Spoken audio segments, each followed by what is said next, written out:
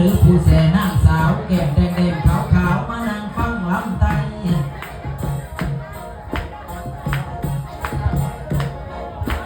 มีผู้น้อยผู้ใหญ่และผู้จอยผู้พี่ผู้บ่มีสามีให้ยิ้มมาพี่แน่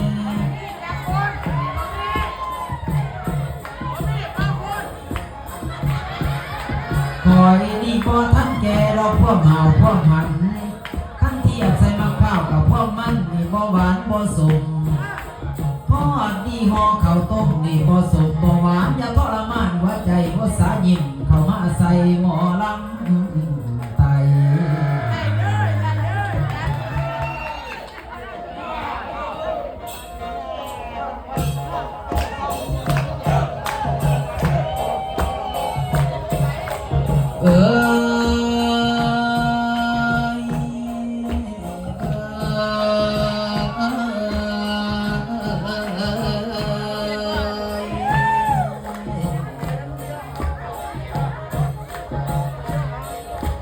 จังได้แม่นแก้มอ่อนนอนซ่อนหลายลูกเงินนี่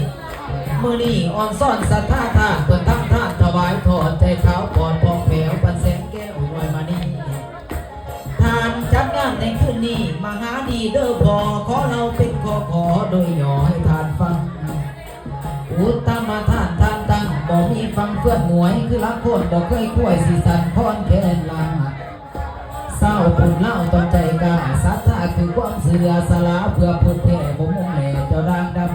ำเป็นมาบริสุทธิ์สื่อลำใจบอกคำมั่วหมองเบิดทั้งสองผัวมีอภลาเสียสีใด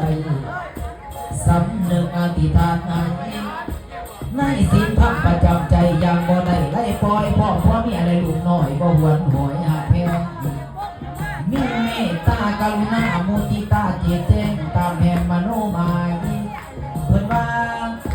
ดีของหลายกว่าท่านหลายกว่าแจกยายเยือนตอด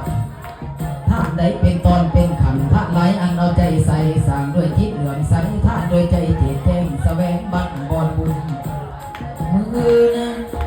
เพิ่นสิเขียนคู่บาพุ่นหวังเอาบุญคำทรงกระหม่อมแด่พระสงฆ์เขียนแด่องค์พระเจ้ากระสีเขาทอดทางงามนั้นย่อมที่บ้านบ่ลบดีแม่น้ำทอดละนี่เป็นสักขีพิงานซอยผลผ่านใหญ่และน้อยบ่มีพ่อยจงเสื่อมสียังพร้อมลูกเมียของท่านใจซื้อบ้านปลอดโปร่งบุญถึงอานิสงส์สูงสมคงขึ้นหน้าทวีกาแก้มสูง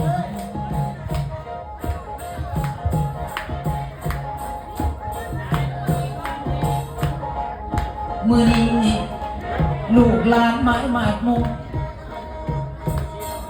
ขันแมนหมอลำไม้หมากมุกลูกตาสัทธาใหญ่ยับมานางใกล้หมอลำไตห่วงสะดอก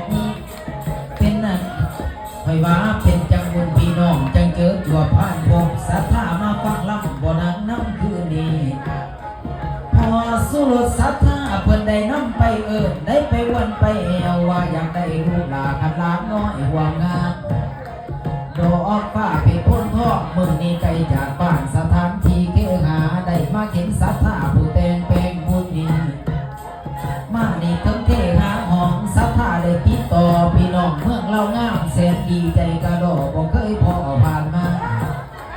ว่าสัทธาบ้านนี้แม่มวลกันใจจิตคิดเปิงการฟังลั่นเปิดมวลน้ำระโหสิงเสียงขึ้นเข้มโหห้องตอบสนองในงานบุญนี้เกินสุดยิ่งใส่หน่อยลงเท่าเป็นเจ้าได้ความเป็นมือนี้เสนอคำบอกแก้ให้ฟอดแน่จับข้าวเอามือเศร้าขาเสียผู้นั้นน้ำลำไตขออภัยหูป่าสัทธาทุกทางการกุศลทรงให้สิลำไตทรงมา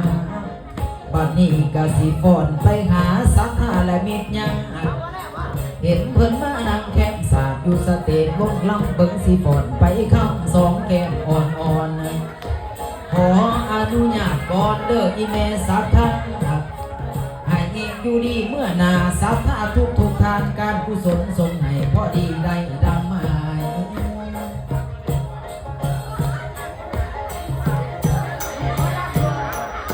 เมื่อนี้ไก่ความน้ำมาเกี่ยวเที่ยวทางยับมาใส่เห็นสัทธาใจใหญ่ผู้ใจใสดังน้ำสาดผู้ใจกวงดังน้ำ